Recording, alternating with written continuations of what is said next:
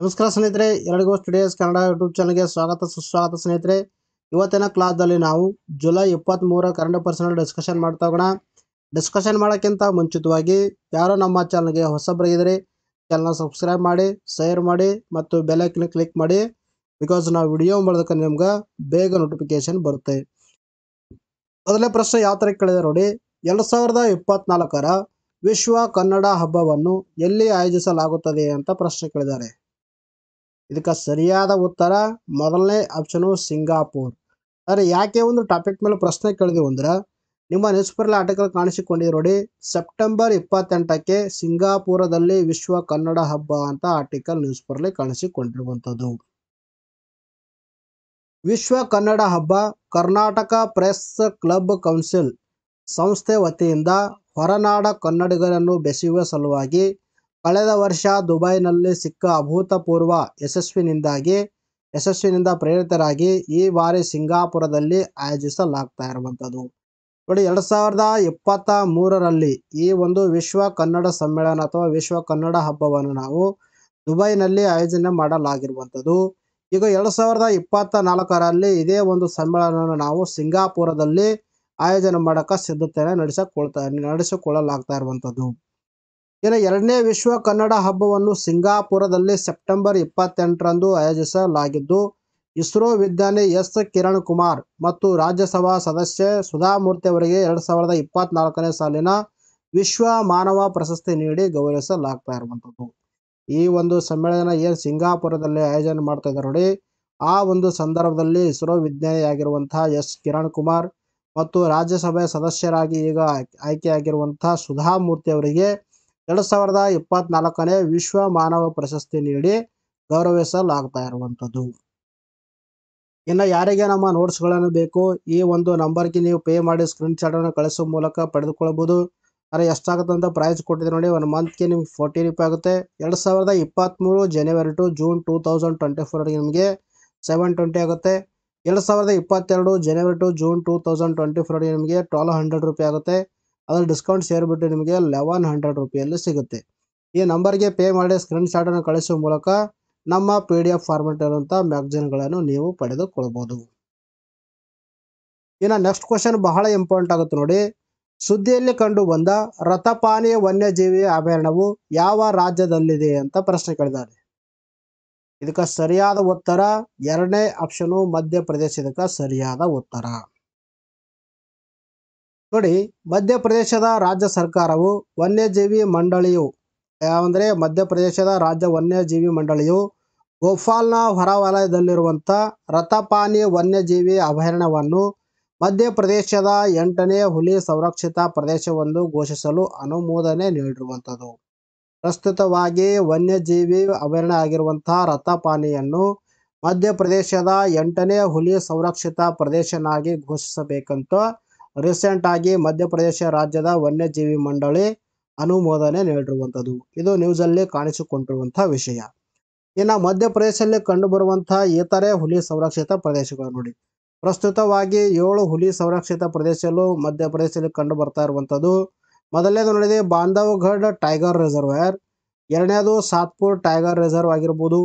ಆಮೇಲೆ ಮೂರನೇದು ಕನಾ ಹುಲಿ ಸಂರಕ್ಷಿತ ಪ್ರದೇಶ, ತದನಂತರದಲ್ಲಿ 4ನೇದು ಪೆಂಚ್ ಟೈಗರ್ ರಿಸರ್ವ್, ತದನಂತರದಲ್ಲಿ 5ನೇದು ಯಾವುದಪ್ಪ ಅಂತಾರೆ ಪನ್ನಾ ಟೈಗರ್ ರಿಸರ್ವ್.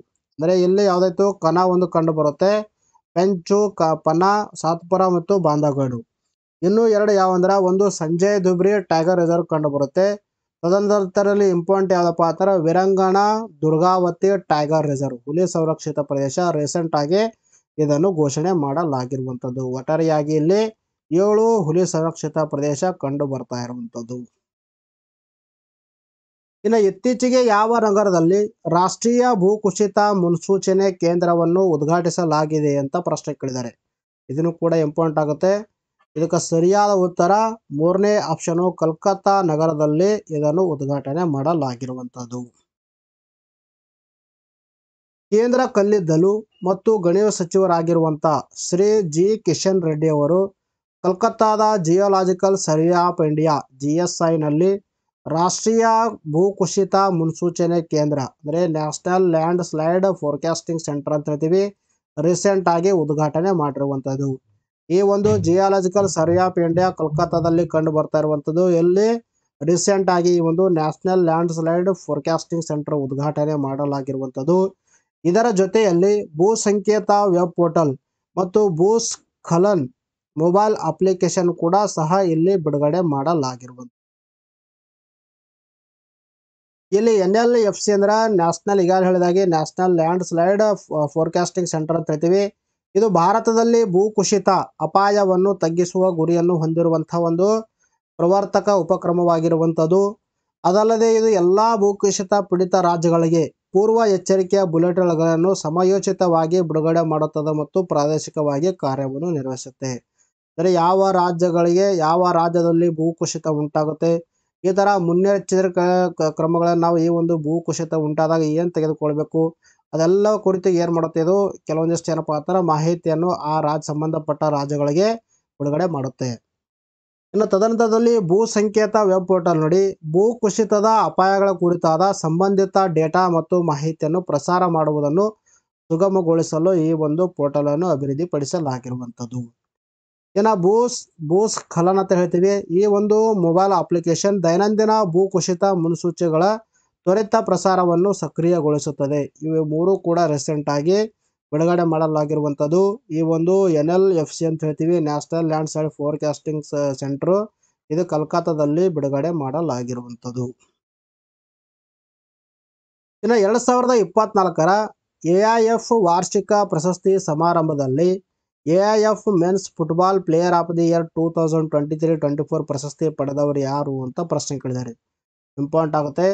ಇದಕ್ಕೆ ಸರಿಯಾದ ಉತ್ತರ ಲಲಿಯಾನ್ ಜುಲಾಲ್ ಚಾಗಟೆ ಇದಕ್ಕೆ ಸರಿಯಾದ ಉತ್ತರ. ಮೊದಲನೇ ಆಪ್ಷನ್ ಇದಕ್ಕೆ ಸರಿಯಾದ ಉತ್ತರ. ಇತ್ತೀಚೆಗೆ ಅಖಿಲ ಭಾರತ ಫುಟ್ಬಾಲ್ ಫೆಡರೇಷನ್ ಅಂದ್ರೆ ಆಲ್ ಇಂಡಿಯಾ ಫುಟ್ಬಾಲ್ ಫೆಡರೇಷನ್ ಅಂತ ಹೇಳ್ತೀವಿ, ದೆಹಲಿಯಲ್ಲಿ ನಡೆದ ಪ್ರಶಸ್ತಿ ಪ್ರದಾನ ಸಮಾರಂಭದಲ್ಲಿ AIF ವಾರ್ಷಿಕ ಪ್ರಶಸ್ತಿ 2023-24ರ ವಿಜೇತರನ್ನು ಘೋಷಣೆ ಮಾಡಲಾಗಿರುವಂಥದ್ದು.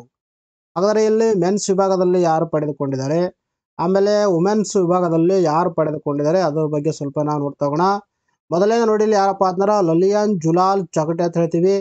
ಇವರು AIF men's football player of the year 2023 ಅಂದರೆ ಮೆನ್ಸ್ ವಿಭಾಗದಲ್ಲಿ ಫುಟ್ಬಾಲ್ ಪ್ಲೇಯರ್ ಆಫ್ ದಿ ವರ್ಷ 2023-24ರ ಫುಟ್ಬಾಲ್ ಆಟಗಾರ ಪ್ರಶಸ್ತಿ ಪಡೆದುಕೊಂಡಿರುವಂಥದ್ದು.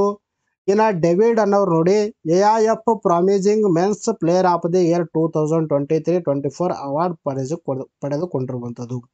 ಇವರು ಕೂಡ ಮೆನ್ಸ್ ವಿಭಾಗದಲ್ಲಿ ಪ್ರಾಮಿಸಿಂಗ್ ಮೆನ್ಸ್ ಪ್ಲೇಯರ್ ಅವಾರ್ಡ್ ಪಡೆದುಕೊಂಡಿರುವಂಥದ್ದು. ಇವರು football player of the year ಅಂತ ಹೇಳ್ತೀವಿ. ಇನ್ನು ತದನಂತರದಲ್ಲಿ women's football player of the year 2023-24 ಪಡೆದುಕೊಂಡವರು ಯಾರಂದ್ರೆ ಇಂದುಮತಿ ಅಂತ ಹೇಳ್ತೀವಿ. ಒಟ್ಟಾರೆಯಾಗಿ ಇಲ್ಲಿ ಇಂದುಮತಿ ಅವರು ಇಲ್ಲಿ ವುಮೆನ್ಸ್ ವಿಭಾಗದಲ್ಲಿ ಈ ಒಂದು football year of the 2023-24 award ಪಡೆದುಕೊಂಡಿರುವಂಥದ್ದು. ಇನ್ನು ನೆಕ್ಸ್ಟ್ ಕ್ವಶನ್ ನೋಡಿ, ರಾಷ್ಟ್ರೀಯ ಧ್ವಜ ದಿನವನ್ನು ಯಾವಾಗ ಆಚರಿಸಲಾಗುತ್ತದೆ ಅಂತ ಪ್ರಶ್ನೆ ಕೇಳಿದ್ದಾರೆ. ಇದಕ್ಕೆ ಸರಿಯಾದ ಉತ್ತರ ಮೊದಲನೇ ಆಪ್ಷನು ಜುಲೈ 22 ಇದಕ್ಕೆ ಸರಿಯಾದ ಉತ್ತರ. ನೋಡಿ, ಭಾರತದಲ್ಲಿ ನ್ಯಾಷನಲ್ ಫ್ಲಾಗ್ ಅನ್ನು ಮೊದಲ ಬಾರಿಗೆ 1947 ಜುಲೈ 22ರಂದು ನಾವು ಅಳವಡಿಸಿಕೊಂಡಿರುವಂಥದ್ದು ಅಥವಾ ಅಂಗೀಕರಿಸಿರುವಂಥದ್ದು. ಸೊ ಇದರ ಹಿನ್ನೆಲೆಯಲ್ಲಿ ನಾವು ಪ್ರತಿ ವರ್ಷ ರಾಷ್ಟ್ರೀಯ ಧ್ವಜ ದಿನವನ್ನು ನಾವು ಜುಲೈ 22ರಂದು ಆಚರಣೆ ಮಾಡ್ತಾ ಇರುವಂಥದ್ದು. ಅರೆ ಯಾಕೆ ಒಂದು ಟಾಪಿಕ್ ಮೇಲೆ ಪ್ರಶ್ನೆ ಕೇಳಿದೆವು ಅಂದ್ರೆ ನಿಮ್ಮ ನ್ಯೂಸ್ ಪೇಪರ್ ಆರ್ಟಿಕಲ್ ಕಾಣಿಸಿಕೊಂಡಿದೆ ನೋಡಿ, ರಾಷ್ಟ್ರೀಯ ಧ್ವಜ ದಿನ ಜುಲೈ 22 ಅಂತ ಆರ್ಟಿಕಲ್ ನ್ಯೂಸ್ ಪೇಪರ್ ಕಾಣಿಸಿಕೊಂಡಿರುವಂಥದ್ದು. ಸಂವಿಧಾನ ಸಭೆಯು ತ್ರಿವರ್ಣ ಧ್ವಜವನ್ನು ಅದರ ಪ್ರಸ್ತುತ ರೂಪದಲ್ಲಿ 1947 ಜುಲೈ 22ರಲ್ಲಿ ಭಾರತದ ರಾಷ್ಟ್ರೀಯ ಧ್ವಜವಾಗಿ ಅಳವಡಿಸಿಕೊಂಡದ ದಿನ ನೆನಪಿಗಾಗಿ ಪ್ರತಿ ವರ್ಷ ನಾವು ಏನು ಮಾಡ್ತೀವಿ, ಜುಲೈ 22ರಂದು ಭಾರತದಾದ್ಯಂತ ನ್ಯಾಷನಲ್ ಫ್ಲಾಗ್ ಅಡಾಪ್ಷನ್ ದಿನವನ್ನಾಗಿ ಆಚರಣೆ ಮಾಡ್ತಾ ಇರ್ಬೋದು. ಇಲ್ಲಿ ಇಂಪಾರ್ಟೆಂಟ್ ಏನು ಪಾಯಿಂಟ್ ಆಗುತ್ತಂದ್ರೆ ಈ ಒಂದು ಸಂವಿಧಾನ ರಚನಾ ಸಭೆಯು 1947 ಜುಲೈ 22ರಂದು ನ್ಯಾಷನಲ್ ಫ್ಲಾಗ್ ಅನ್ನು ಅಡಾಪ್ಟ್ ಮಾಡಿಕೊಂಡಿರೋದು ಅನ್ನೋದು ಇಂಪಾರ್ಟೆಂಟ್ ಆಗುತ್ತೆ. ಇನ್ನು ಭಾರತ ಧ್ವಜದ ಸ್ವಲ್ಪ ನಾವು ಮಾಹಿತಿ ಪಡೆದುಕೊಳ್ಳೋದು ನೋಡಿದ್ರೆ, ಭಾರತ ಧ್ವಜದಲ್ಲಿ ಪ್ರಮುಖವಾಗಿ 3 ಬಣ್ಣಗಳು ಕಂಡು ಬರ್ತವ. ಒಂದು ಯಾವುದಂದ್ರೆ ಕೇಸರಿ, ಬಿಳಿ, ಹಸಿರು ಅಂತ 3 ಬಣ್ಣಗಳು ಕಂಡು ಬರ್ತವ. ಇದರಲ್ಲಿ ಕೇಸರಿ ಏನು ಇಂಡಿಕೇಟ್ ಮಾಡುತ್ತೆ, ಏನು ಸೂಚಿಸ್ತಂದ್ರೆ ಇದು ತ್ಯಾಗ, ಬಲಿದಾನ ಮತ್ತು ಭಾರತದ ಶಕ್ತಿ ಧೈರ್ಯವನ್ನು ಸೂಚಿಸುತ್ತೆ. ತ್ಯಾಗ ಬಲಿದಾನವನ್ನು ಇಂಡಿಕೇಟ್ ಮಾಡುತ್ತೆ ಈ ಒಂದು ಕೇಸರಿ ಬಣ್ಣ. ತದನಂತರದಲ್ಲಿ ಇಲ್ಲಿ ಬಿಳಿ ಏನು ಇಂಡಿಕೇಟ್ ಮಾಡುತ್ತಂದ್ರೆ ಶಾಂತಿಯನ್ನು ಇಂಡಿಕೇಟ್ ಮಾಡ್ತಾ ಇರುವಂಥದ್ದು. ಇನ್ನು ತದನಂತರದಲ್ಲಿ ಹಸಿರು ಬಣ್ಣ ಹಸಿರು ಭೂಮಿಯ ಫಲವತ್ತತೆಯನ್ನು ಸಸ್ಯಶ್ಯಾಮಲೆಯಾಗಿರುವಂಥ ಹಸಿರು ಭೂಮಿಯನ್ನು ಇಂಡಿಕೇಟ್ ಮಾಡುವಂಥದ್ದು. ಇನ್ನು ಧ್ವಜದ ಉದ್ದ ಮತ್ತು ಅಗಲ ನೋಡಿ ಎಷ್ಟಿದೆ ಅಂದ್ರೆ 3:2 ಅಂತ ಹೇಳ್ತೀವಿ. ಇದನ್ನು ಕೂಡ ಇಂಪಾರ್ಟೆಂಟ್ ಆಗುತ್ತೆ. ಇಲ್ಲ ಯಾವ ಥರ ಕೊಟ್ಟಿದೆ ನೋಡಿ, ಧ್ವಜದ ಉದ್ದ ಅನುಪಾತ ಅಗಲ ಎಷ್ಟಿದೆ ಅಂದ್ರೆ 3:2 ಅಂತ ಹೇಳ್ತೀವಿ. ಇನ್ನು ಧ್ವಜದ ಮಧ್ಯದಲ್ಲಿ ಯಾವ ಕಂಡು ಬರುತ್ತೆ, ಅಶೋಕ್ ಚಕ್ರ ಕಂಡು ಬರುತ್ತೆ. ಇನ್ನು ಮೊಟ್ಟ ಮೊದಲ ಬಾರಿಗೆ ಈ ರಾಷ್ಟ್ರ ಧ್ವಜವನ್ನು ವಿನ್ಯಾಸಗೊಳಿಸುವರು ಯಾರಪ್ಪ ಅಂತಂದ್ರೆ ಆಂಧ್ರ ಪ್ರದೇಶದ ಪಿಂಗಾಳಿ ವೆಂಕಯ್ಯ ನಾಯ್ಡು ಅಂತ ಹೇಳ್ತೀವಿ. ಸರಿ, ಪಿಂಗಾಳಿ ವೆಂಕಯ್ಯ ಅವರು ಇದನ್ನು ವಿನ್ಯಾಸಗೊಳಿಸಿರುವಂಥದ್ದು. ಪಿಂಗಾಳಿ ವೆಂಕಯ್ಯ ಅವರು ವಿನ್ಯಾಸಗೊಳಿಸಿದ ಧ್ವಜ ಕೇವಲ 2 ಬಣ್ಣಗಳನ್ನು ಒಳಗೊಂಡಿರುವಂಥದ್ದು, ಒಂದು ಕೆಂಪು ಮತ್ತು ಹಸಿರು. ಹಲವಾರು ಮಾಡಿಫಿಕೇಶನ್ ಮಾಡಿಬಿಟ್ಟು ಪ್ರಸ್ತುತವಾಗಿ ಇರುವಂಥ ಧ್ವಜವನ್ನು ಅಳವಡಿಸಿಕೊಳ್ಳಲಾಗಿರುವಂಥದ್ದು. ಈ ಒಂದು ಪ್ರಸ್ತುತ ಧ್ವಜ 3 ಬಣ್ಣಗಳು ಹೊಂದಿದೆ, ಒಂದು ಕೇಸರಿ, ಬಿಳಿ, ಹಸಿರು. ಬಟ್ ಪಿಂಗಾಳಿ ವೆಂಕಯ್ಯ ಅವರು ವಿನ್ಯಾಸಗೊಳಿಸಿರುವಂಥ ಧ್ವಜ ಕೇವಲ 2 ಬಣ್ಣಗಳು ಒಳಗೊಂಡಿರುವಂಥದ್ದು, ಒಂದು ಕೆಂಪು ಮತ್ತು ಇನ್ನೊಂದು ಯಾವುದಪ್ಪ ಅಂತಂದ್ರೆ ಹಸಿರು ಅಂತ ಹೇಳ್ತೀವಿ. ಇನ್ನು ಭಾರತದ ಧ್ವಜ ಸಂಹಿತೆಯನ್ನು 2002ರಲ್ಲಿ ಜಾರಿಗೆ ತಗೊಂಡು ಬರಲಾಗಿರುವಂಥದ್ದು. ಇದನ್ನು ಕೂಡ ಇಂಪಾರ್ಟೆಂಟ್ ಆಗುತ್ತೆ. ಭಾರತದ ಧ್ವಜ ಸಂಹಿತೆ ಜಾರಿಗೆ ಬಂದಿದ್ದು 2002 ಅಂತ ಹೇಳ್ತೀವಿ. ಇದಕ್ಕೆ ರೀಸೆಂಟ್ ಆಗಿ ತಿದ್ದುಪಡಿ ಮಾಡಲಾಗಿರುವಂಥದ್ದು. ಅರೆ ಯಾವ ಥರ ಇದನ್ನು ತಿದ್ದುಪಡಿ ಮಾಡಿದೆ ನೋಡಿ, ರಾಷ್ಟ್ರೀಯ ಧ್ವಜವನ್ನು ಸಾರ್ವಜನಿಕ ಮನೆ ಅಥವಾ ಮನೆಗಳ ಮೇಲೆ ಅದನ್ನು ರಾತ್ರಿಯಡಿ ಹಾರಿಸಬಹುದು. ಅದರ ಪ್ರೀವಿಯಸ್ ಯಾವ ಥರ ಇತ್ತಂದ್ರೆ ರಾಷ್ಟ್ರ ಧ್ವಜವನ್ನು ಸೂರ್ಯೋದಯ ಮತ್ತು ಸೂರ್ಯಾಸ್ತದ ನಡುವೆ ಮಾತ್ರ ಹಾರಿಸಲಾಗಿರುವಂಥದ್ದು. ಈ ಒಂದು 2002ರ ಭಾರತದ ಧ್ವಜ ಸಂಹಿತೆಗೆ ತಿದ್ದುಪಡಿ ಮಾಡಿಬಿಟ್ಟು ಏನು ಮಾಡಿದೆ ಅಂದ್ರೆ ಈ ಒಂದು ಧ್ವಜವನ್ನು ನಾವು ಸಾರ್ವಜನಿಕ ಮನೆ ಆಗಿರ್ಬೋದು ಅಥವಾ ಸಾರ್ವಜನಿಕ ಪ್ಲೇಸ್ಗಳಲ್ಲಿ ನಾವು ಏನು ಮಾಡೋದು, ಇವನು ರಾತ್ರಿ ಕೂಡ ಹಾರಾಟಕ್ಕೆ ಅವಕಾಶ ಕಲ್ಪಿಸಲಾಗಿರುವಂಥದ್ದು. ಇನ್ನು ಯಂತ್ರದಿಂದ ತಯಾರಿಸಿದ ಮತ್ತು ಪಾಲಿಯಸ್ಟರ್ ಧ್ವಜಗಳನ್ನು ಕೂಡ ಇಲ್ಲಿ ಬಳಸಲು ಅವಕಾಶ ನೀಡಲಾಗಿರುವಂಥದ್ದು. ಇನ್ನು ಸರ್ಕಾರವು ಹರ್ ಘರ್ ತಿರಂಗ ಅಭಿಯಾನವನ್ನು ಪ್ರಾರಂಭಿಸಿದಾಗ ಗೃಹ ವ್ಯವಹಾರಗಳ ಸಚಿವಾಲಯ 2002ರ ಭಾರತದ ಧ್ವಜ ಸಂಹಿತೆಗೆ ತಿದ್ದುಪಡಿ ತಂದು ರಾತ್ರಿಯಲ್ಲೂ ರಾಷ್ಟ್ರ ಧ್ವಜವನ್ನು ಹಾರಿಸಲು ಅನುವು ಮಾಡಿಕೊಟ್ಟಿರುವಂಥದ್ದು. ಅಂದರೆ ಏನು ಹರ್ ಘರ್ ತಿರಂಗ ಅಭಿಯಾನ ಏನು ಜಾರಿಗೆ ತಗೊಂಡು ಬಂದರು ನೋಡಿ, ಆ ಸಂದರ್ಭದಲ್ಲಿ 2002ರ ಭಾರತದ ಧ್ವಜ ಸಂಹಿತೆಗೆ ತಿದ್ದುಪಡಿ ಮಾಡಲಾಗಿರುವಂಥದ್ದು. ಇನ್ನು ಹರ್ ಘರ್ ತಿರಂಗ ಅಭಿಯಾನ ಎಂದರೆ ನೋಡಿ, ಇದು ಆಜಾದಿ ಕಾ ಅಮೃತ ಮಹೋತ್ಸವದ ಅಡಿಯಲ್ಲಿ ತಿರಂಗವನ್ನು ಮನೆಗೆ ತರಲು ಮತ್ತು ಅದನ್ನು ಅವರ ಮನೆಗಳ ಮೇಲೆ ಹಾರಿಸಲು ಜನರನ್ನು ಪ್ರೋತ್ಸಾಹಿಸುವ ಅಭಿಯಾನವಾಗಿರುವಂಥದ್ದು. ಅಂದರೆ ಹರ್ ಘರ್ ತಿರಂಗ ಅಂದ್ರೆ ಪ್ರತಿ ಮನೆ ಮೇಲೂ ಈ ಒಂದು ಧ್ವಜವನ್ನು ಹಾರಿಸಲು ಪ್ರೋತ್ಸಾಹ ಮಾಡುವುದೇ ಒಂದು ಈ ಹರ್ ಘರ್ ತಿರಂಗ ಅಭಿಯಾನ ಅಂತ ಹೇಳ್ತೀವಿ. ಇನ್ನು ರಾಷ್ಟ್ರ ಧ್ವಜದ ಹಿನ್ನೆಲೆ ಬಗ್ಗೆ ನಾವು ಮಾತಾಡ್ತಾ ಬಂದ ನೋಡಿ, ಯಾವಾಗ ಇದನ್ನು ಅಡಾಪ್ಷನ್ ಮಾಡಿದ್ರು, ಆಮೇಲೆ ಪಿಂಗಾಳಿ ವೆಂಕಯ್ಯ ಅವರು ಯಾವಾಗ ಇದನ್ನು ವಿನ್ಯಾಸಗೊಳಿದ್ರು, ಅದರ ಬಗ್ಗೆ ನಾವು ಸ್ವಲ್ಪ ಮಾತಾಡ್ತಾ ಬಂದ ನೋಡಿ. 1921ರಲ್ಲಿ ಪಿಂಗಾಳಿ ವೆಂಕಯ್ಯ ಅವರು ಮಹಾತ್ಮ ಗಾಂಧೀಜಿ ಅವರನ್ನು ಭೇಟಿ ಮಾಡಿದರು ಮತ್ತು ಕೆಂಪು ಮತ್ತು ಹಸಿರು ಬ್ಯಾಂಡ್ಗಳನ್ನು ಒಳಗೊಂಡಿರುವ ಧ್ವಜದ ಮೂಲ ವಿನ್ಯಾಸವನ್ನು ಪ್ರಸ್ತಾಪ ಮಾಡಿರುವಂಥದ್ದು. ಇವರ ಮೊದಲ ಬಾರಿಗೆ ಈ ಒಂದು ರಾಷ್ಟ್ರ ಧ್ವಜವನ್ನು ಪ್ರಸ್ತಾಪ ಮಾಡಿದ್ದು 1921ರಲ್ಲಿ ಪಿಂಗಾಳಿ ವೆಂಕಯ್ಯ ಅಂತ ಹೇಳ್ತೀವಿ. ಇನ್ನು ಹಲವಾರು ಬದಲಾವಣೆಗಳ ಒಳಗಾದ ನಂತರ 1931ರಲ್ಲಿ ಕರಾಚಿಯಲ್ಲಿ ನಡೆದ ಕಾಂಗ್ರೆಸ್ ಸಮಿತಿ ಸಭೆಯಲ್ಲಿ ತ್ರಿವರ್ಣ ಧ್ವಜವನ್ನು ನಮ್ಮ ರಾಷ್ಟ್ರ ಧ್ವಜವಾಗಿ ಅಳವಡಿಸಲಾಗಿರುವಂಥದ್ದು. 1931ರಲ್ಲಿ ಈ ಒಂದು ಧ್ವಜವನ್ನು ಅಳವಡಿಸಲಾಗಿರುವಂಥದ್ದು. ಇನ್ನು ತ್ರಿವರ್ಣ ಧ್ವಜವನ್ನು ನಿಯಂತ್ರಿಸುವ ಕಾಯ್ದೆಗಳು ಅಥವಾ ನಿಯಮಗಳು ಯಾವ್ಯಾವ ನೋಡಿ, ಮೊದಲನೇದು ಯಾವಂದ್ರೆ ಲಾಂಛನಗಳು ಮತ್ತು ಹೆಸರುಗಳು ಅಸಮರ್ಪಕ ಬಳಕೆ ತಡೆಗಟ್ಟುವಂಥ ಕಾಯ್ದೆ 1950. ಇದನ್ನು ಕೂಡ ಏನು ಮಾಡುತ್ತೆ, ಈ ಒಂದು ಧ್ವಜವನ್ನು ನಿಯಂತ್ರಣ ಮಾಡುವಂಥ ಕಾಯ್ದೆ ಆಗಿರುವಂಥದ್ದು. ಆಮೇಲೆ ಇನ್ನೊಂದು ಯಾವುದಪ್ಪ ಅಂದ್ರೆ ರಾಷ್ಟ್ರೀಯ ಗೌರವಕ್ಕೆ ಅವಮಾನಗಳ ತಡೆ ಕಾಯ್ದೆ 1971. ಇದನ್ನು ಕೂಡ ಇಂಪಾರ್ಟೆಂಟ್ ಆಗುತ್ತೆ. ಇದೇನು ಮಾಡುತ್ತಂದ್ರೆ ರಾಷ್ಟ್ರ ಧ್ವಜ ಆಗಿರ್ಬೋದು, ಸಂವಿಧಾನ, ರಾಷ್ಟ್ರಗೀತೆ ಮತ್ತು ಭಾರತೀಯ ನಕ್ಷೆ ಸೇರಿದಂತೆ ದೇಶದ ರಾಷ್ಟ್ರೀಯ ಚಿಹ್ನೆಗಳನ್ನು ಅವಮಾನಗೊಳಿಸುವುದನ್ನು ನಿಷೇಧಿಸುತ್ತೆ.